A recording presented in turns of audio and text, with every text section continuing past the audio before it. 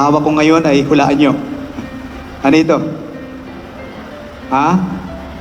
Ang hawak ko po ngayon ay Arinola. Swerte raw po ito. Lalo na kapag nagamit na. Nakikita ko kasi sa mga tindahan, pansinin po ninyo, no? Ang lalagyan po karaniwan ng kanilang pera ay Arinola. Ano ho? Kaysa sa kaha. Hindi ko po alam kung ano ang meron sa Arinola. Kaya itong Arinolang ito ay ireregalo ko ngayon sa mag-asawa. Kina Jomel at saka kay Laika. Alam nyo, sa bahay, Jomel at Laika, ang Arinola ay low profile. Low profile. Hindi siya nakikita. Pero alam mong nandiyan. Hindi siya maganda, pero napakahalaga nito sa buhay. Kahit ayaw mong aminin, sa oras sa kagipitan, lalo na sa gabi, dito tayo lumalapit. Ano? Magbubuga ng plema, maging ng sama ng loob. Ano? Ganyan din sa pag-aasawa. Jomel at Laika. Una, katapatan. Ang Arinola, hindi mo ito kinakalat kung saan-saan. Pansinin ninyo. Nakatago lang yan. Saan? Sa kwarto. Nasa ilalim ng higaan. Hindi pwedeng ang Arinola ay gamitin mo sa sala. Hindi mo pwedeng gamitin ito sa bahay ng kapitbahay o kung saan-saan. Sa mag-asawa, ang tiwala at katapatan, exclusive yan. Sa inyo lamang itong dalawa. Huwag ninyong hahayaang kung kani-kanino kayo uhugot ng aliw. O di kaya naman ay maglalabas ng sama ng loob ninyo sa isa't isa. Kung magkakaroon man kayo ng gusot sa inyong pagsasama, hindi nyo kailangang pasingawin ang inyong sama ng loob maging sa pinakamatalik ninyong kaibigan.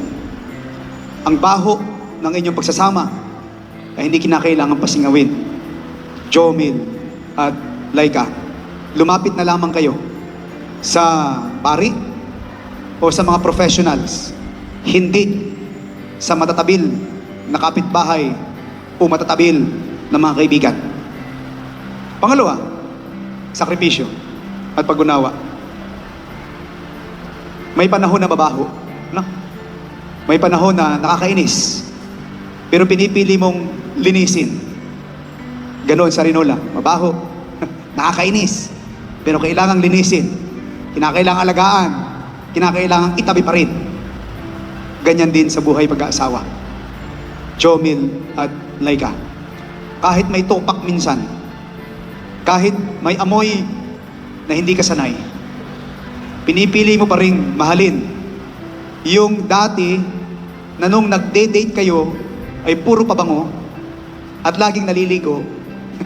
Pero nung mag-asawa na kayo, kahit pag-toothbrush ay hindi na magawa, pakikisamahan mo pa rin. Kahit maratay na siya sa banig ng karamdaman at maihi sa saluwal o madumi kaya, aalagaan mo pa rin. Aalagaan pa rin ninyo ang isa't isa. Bakit? Dahil mamaya, mananalangin kayo at ang inyong sasabihin ay ito: Ama namin, kami po ay inyong loobing magkaisa ng kaloob at damdamin mula ngayon sa kaginawahan at kahirapan, sa kalusugan at karamdaman, sa lahat ng panahon ng aming buhay. Mamaya yun ang inyong dasal. Pinapakita na ang bawat isa dapat alagaan, maging sa karamdaman, hindi lamang sa mga masasayang pangyayari sa inyong buhay o kung kayo ay malakas. At Jomel at Laika, laging magdadasal sa Panginoon para lagi kayong bigyan ng lakas at magtagumpay kayo sa inyong pagkasama ng panghabang buhay. Pangatlo, pagpapakumbaba. Walang Arinolang mayabang, hindi naman yung pinagyayabang Arinola eh. Sabi mo, may Arinola ako sa bahay.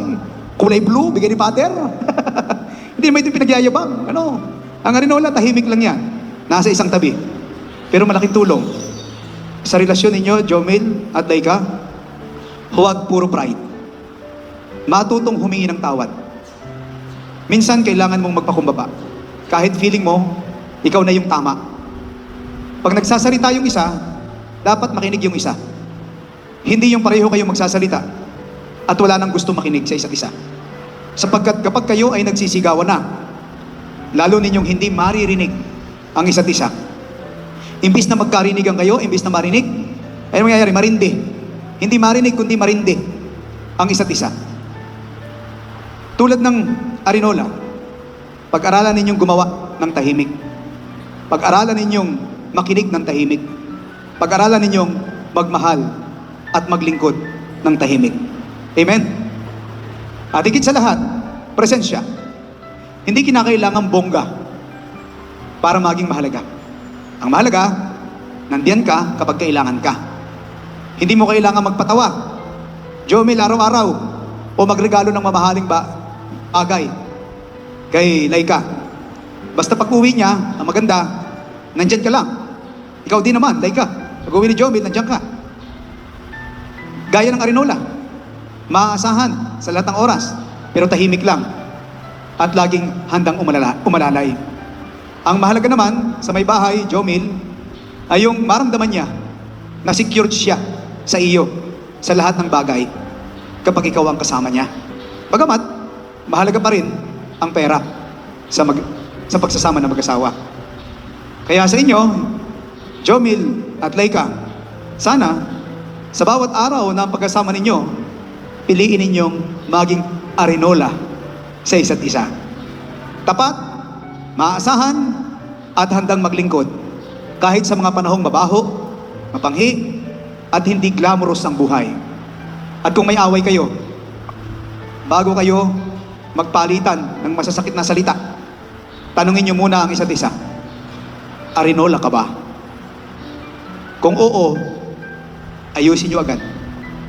Huwag na kayo magtagal sa sama ng loob. Baka sumabog pa at maamoy ng iba. Amen.